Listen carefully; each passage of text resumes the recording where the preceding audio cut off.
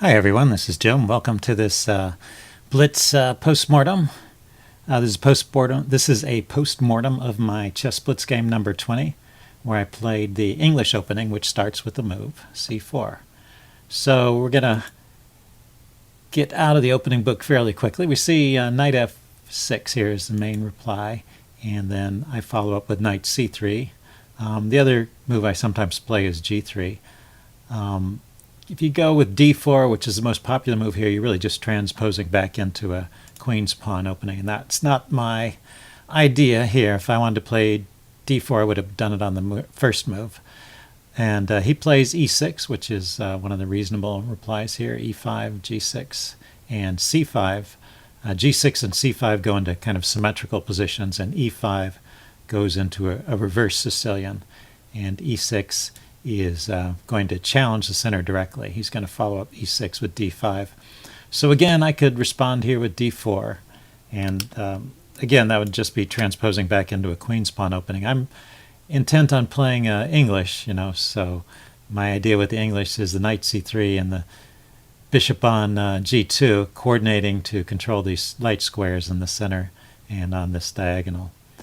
And so Black challenges immediately with d5. You see from this position after e6, c5 is probably the most normal move. And then my response here is to take it. I think that's the principled move in this case. Again, if I play d4, I've transposed into kind of a Catalan Queen's Gambit declined. And bishop g2 is another way to play and stay in English lines. But I think c takes d5 is the main idea here, and the reason is that you put this pawn on c4 here just so you could trade it off against the d pawn, and you would get an extra pawn in the center because white still has two pawns to put in the center, and black just has one. So it gives sort of a long-term advantage to white at the cost of slower development because these pawns are still backwards. But that's the main idea, and also that goes along with the idea of controlling the light squares by taking off his pawn there.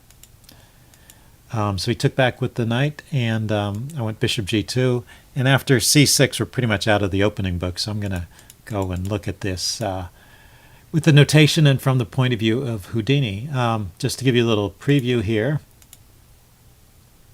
The game goes along, pretty even, maybe a slight edge to white, up until and the edge to white is just the normal opening advantage, up until about one or two moves before the end. And then there's a series of blunders where each of us makes a mistake. I make a mistake, my opponent makes a mistake, and we go back and forth for a couple moves, and then it's game over. And so it's a good illustration of the famous principle in chess that it's not the person that makes the first mistake that loses the game, it's the person that makes the last mistake. So it doesn't matter how many mistakes you've made so far if your opponent still has the chance to make one more. So I think we go along playing pretty normal moves. White shores up his center, and Black shores up his center, and white opens up with d5. I'm opening up lines for my pieces, and I hope to grab more space in the center since black has been playing these kind of quiet moves. And this knight h3 to f4 idea, so the knight is going from this square to this square. It's a little bit of a slow developing idea. There's a danger in playing these slow lines. The move knight to f3 directly puts the knight in contact with the center, and it's one move faster. So that's the most direct way of playing. This is slightly less direct, so it's a slower plan, but it does challenge these light squares in the center and coordinates with the other knight. So it's consistent with my ideas so far. It's just a little dangerous when you play these slow plans that your opponent might find some way to counter them and upset them because you're giving him the opportunity to make some moves. But things continue along in fairly normal channels. I guess in this case I was able to get away with it. There didn't appear to be any way to really disrupt things. And now after I've played e4, I feel pretty good about my position. I've got a lot of control of the center here. Let's back up. Yeah, the computer thinks that black should go ahead and take the knight on c3. I was expecting him to take one of these two knights. When when he retreats, it seems that he's sort of giving white what I'm looking for here. But the computer didn't like my move bishop e3. What's the best way to press for an advantage? It likes h3, b3, or bishop f3.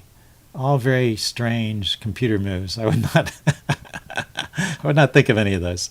Bishop e3, the idea with that is right now this pawn's got one defender and one attacker, and I might want to move my queen away, for example, to b3.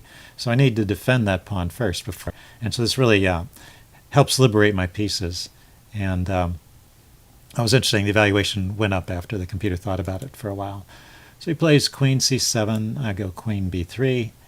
And he went rook d8, logically putting pressure on the center, and I'm defending it. And he goes e5. And I think this break in the center, the computer didn't like that at first, but I think that's a very logical break. Now the computer thinks I should play d takes e5. And I didn't play that because I thought after d takes e5, queen takes e5, I'm sort of helping him out by, excuse me, wrong button. I'm helping him out by bringing one of his pieces into the center. And after knight f to e2, it's the other idea. You can see that move down here. It looks like black has a slight advantage, which he could press the advantage by playing knight g4. And yeah, this is a good move, so something to keep in mind.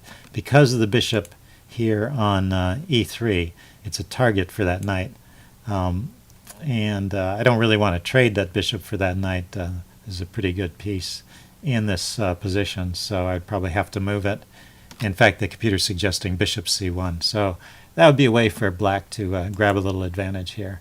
But instead he traded, which is also logical, but it leaves white with a slight advantage. Just the usual opening advantage, though, not a big deal. And it's not until this move here that the computer thinks that now white has a significant advantage. So it didn't really like this c5 idea. And the reason is I can play knight d to b5, which I did. The knight was under attack, so I go to the b5 square. I'm hitting the queen, and the queen has to retreat, so that's forced. And then I missed this idea. I could have played knight takes a7. So this is an interesting tactic. It's called removing the defender. And actually, when I take this pawn, it does two things. It removes the defender of that knight, and it also opens up this line of attack. So the queen, oh, that was wrong. So the queen is attacking the knight after this knight is out of the way. So knight takes pawn, rook takes knight, queen takes knight, and I've just gained a pawn for free. And the rook is hitting this pawn, but it's protected by my other knight. So that's a way for me to get a quick 1-point advantage here. So the computer thinks that's just a good pawn and I should go ahead and take it. And I did not even notice that during the game. And if you listen to the live commentary, I was debating about playing this move here, knight to, here, let's erase some of these arrows. I was debating between playing this move, knight to d5, or pushing the pawn to e5, none of which are on the computer's radar. And I end up playing knight d5. After talking for a long time about playing the move e5, chasing the knight, and then playing knight d5, I played knight d5 first. So I think I just didn't really think about this. But the complications here are pretty subtle. So let's pause, let the computer digest it for a while, and ask ourselves, why is this a mistake? It looks like a logical enough move. And I thought at any moment, I can always take one of these pieces with check. So pinning the piece there doesn't work. And I'm also threatening to take this other knight. So I thought he would be forced to take, which the computer agrees, knight f. Now it's interesting, see, if he takes with one knight, it's good for me, and if he takes with the other knight, it's good for him. So let's see if we can figure this out. Knight takes on d5. It's a new variation. He didn't play this. This is just the computer's line, how black gets an advantage. Okay, I take back. Very logical. And then he plays c4. And this is the part that's hard to see. So what happens after c4? This pawn is protected by the knight and the queen, so I can't take it. I just would lose my queen to the knight. And my knight is under attack, and the queen is the only piece that's defending it. And the queen has no square that it can go to defend that knight, right? If I want to go here maybe, but the knight is attacking it. If I want to go here, but the bishop is attacking it. And then where else can I go that defends the knight? Every other square just leaves the knight hanging. So the computer gives this crazy line with d6. But if I move the queen c2 probably is what I would have played, then it's just bishop takes knight and he's a whole pawn up. So what's the crazy computer line here? The crazy computer line here is to play d6, giving up the queen. He takes my queen, and I take his bishop. And now the idea is revealed that my rook is attacking his queen. So it's not as bad as it looks. So pawn takes pawn, I guess. He might as well keep taking stuff. Knight takes a7. This is just crazy. Rook takes c8. Let's play that. Rook takes c8. Gets the rook out of take. There's this pawn here and this pawn here. But when the smoke is cleared, I have a rook and 3 pieces, and he has 2 rooks and 2 pieces. So he's up the exchange. He has a rook for one of my bishops. And in terms of pawns, it's 1, 2, 3, 4, 5, 1, 2, 3, 4, 5, 6. And he has an extra pawn. But both of us are probably going to lose these weak pawns. And it's interesting. He might be losing this pawn. I have this idea of attacking here too. So it's a complicated position, but black is better after that. So the upshot of all that complicated stuff is that my move, knight d5, was a mistake. But as I said in the introduction, it's not the person that makes the first mistake that wins the game. It's the person who makes the last mistake. And my opponent played the move bishop e6.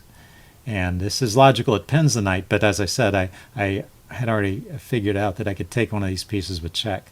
So I went ahead and took the bishop with check. And that attacks his queen. So I'm forking his king and his queen. And also my queen is under attack too. But he has to move his king first.